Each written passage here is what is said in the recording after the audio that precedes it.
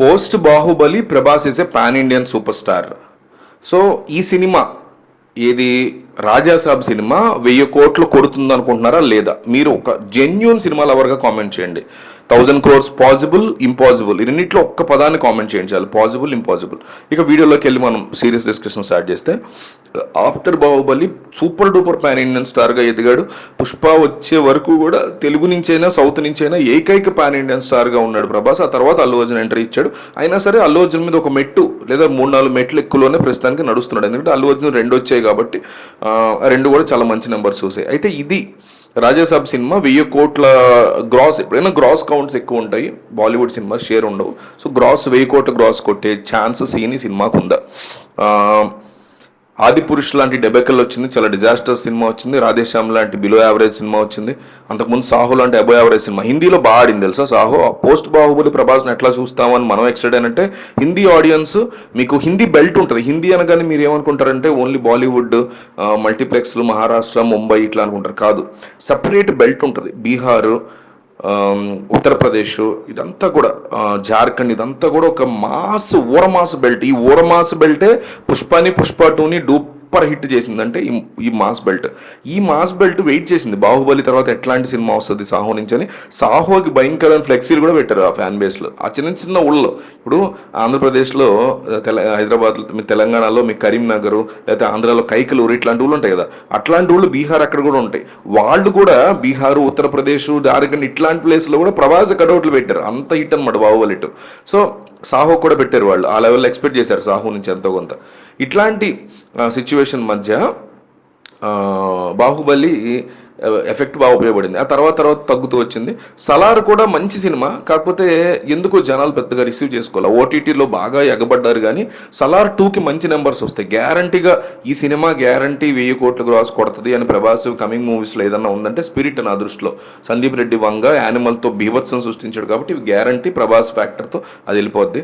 రెండోది సలార్ 2, ఎందుకంటే సలార్ 1 థియేటర్స్లో సూపర్గా పెద్దగా ఆడకపోయినా, అబౌవ్ యావరేజ్గా ఆగిపోయినా, సలార్ 2కి భయంకరమైన మీకు ఇది ఉంది. థియేటర్స్లో పెద్దగా ఎక్కల, యూటీటీలో ఎక్కేసింది. దానికి బాగా అయిపోయింది. దానికి గ్యారంటీ 1000 కోట్లు కొడుతుంది గ్రాస్ చెప్పొచ్చు. అండ్ థర్డ్ కల్కి బాగా కొట్టింది. కల్కి మంచి నెంబర్స్ చూసింది. సో కల్కి 2 కూడా 1000 కోట్ల గ్రాస్ గ్యారంటీ కొడుతుంది. ఇక రాజాసాబ్కి అంత సీన్ ఉందా అంటే 2 ఫ్యాక్టర్స్ నాకు చాలా పాజిటివ్గా అనిపిస్తున్నాయి ఉందని చెప్పడానికి. ఒకటి ప్రభాస్ ఫ్యాక్టర్ ఆబ్వియస్లీ.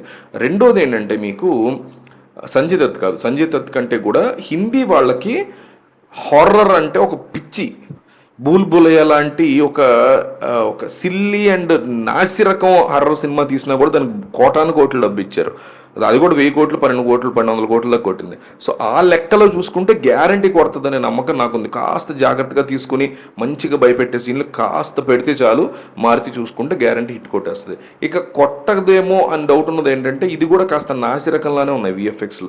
ఒక చోట దెయ్యం ఇట్లా హీరోయిన్ పక్కకి వెళ్ళి దెయ్యం వస్తుంది కదా, అది పెద్ద భయపెట్టేలా ఉందనుకున్నాడు మారుతి. అది పెద్ద భయపెట్టేలా లేదు. అండ్ ఇంకొక 2 పాజిటివ్లు 1000 కోట్లకి చెప్పుకోవాలంటే, ఒకటి సంజయ్ దత్. డెఫినెట్లీ సంజయ్ దత్ హిందీ హీరో కాబట్టి మంచి ఆడియన్స్ అరే సంజయ్ దత్ హే రే దిస్ మూవీ మే అంటారు. అట్లా మాట్లాడుకునైనా వచ్చే ఛాన్స్ ఉంటుంది. ఇంకొకటి మారుతికి ప్రేమ కథా చిత్రం చూసే ఉంటారు మీరు. దాంట్లో మంచి హర్రర్ కవర్ చేశాడు. కామెడీ వల్ల, సప్తగిరి కామెడీ వల్ల అది హిట్ అయినా కూడా మెయిన్ పాయింట్ ఆ సినిమా హర్రర్ మూవీ, ప్రేమ కథా చిత్రం. అందులో హర్రర్ అనేది చాలా బాగా ఇంక్లూడ్ చేశాడు. సెంటిమెంట్ని, ఎమోషన్ కూడా మిక్స్ చేశాడు హర్రర్లో. అట్లాంటిది కనుక ఇక్కడ మిక్స్ చేయగలిగితే, ఫ్లాష్ బ్యాక్ వెళ్తున్నాడు ప్రభాస్, కాళ్ళ కింద భూమంతా ఇసుకలోకి వచ్చి ఒక ఊరు, ఒక పట్టణం, రాజు, ఇవన్నీ కూడా చూపిస్తున్నాడు మీకు ట్రైలర్లో. సో ట్రైలర్ చూసినప్పుడు స్కోప్ ఉంది అని నాకైతే ఎక్కువ అనిపిస్తుంది, లేదు అనే దానికంటే. లేదు అని ఫెయిల్ అయితే మాత్రం మారుతి స్టోరీ టెల్లింగ్, విఎఫ్ఎక్స్ నాసిరకం ఉంటే తప్ప ఈ సినిమా ఖచ్చితంగా 1000 కోట్లు గ్రాస్ కొడుతుంది ఫైనల్ రన్లో అనేది నాకు అనిపిస్తుంది థింగ్. ఎందుకంటే తెలుగు రాష్ట్రాల్లో సంక్రాంతి సీజన్ బీభత్సంగా కుమ్మైపోతుంది.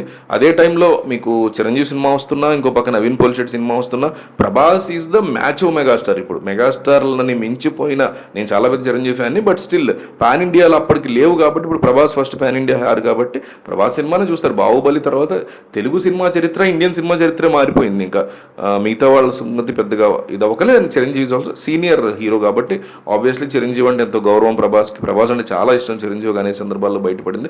సో పెద్ద ఫ్యాన్ రైవలరీ థింగ్ ఏమి ఉండదు, కానీ మూవీ పరంగా అందరూ ఎంజాయ్ చేసే 3 మూవీలు వస్తున్నాయని నేను అనుకున్నాను. మన శంకర్ వరప్రసాద్, రాజా సాబు, నవీన్ పోల్ శెట్టి సినిమా అనగనగా ఓ రాజు, ఈ 3 కూడా మంచి సినిమాలు రాబోతున్నాయి అనే ఫీలింగ్ నేనైతే సంక్రాంతికి ఉన్నా. 3టికి కూడా మంచి పొటెన్షియల్ ఉంది, 3 హిట్ అవుతాయని నమ్ముతున్నాను నేనైతే.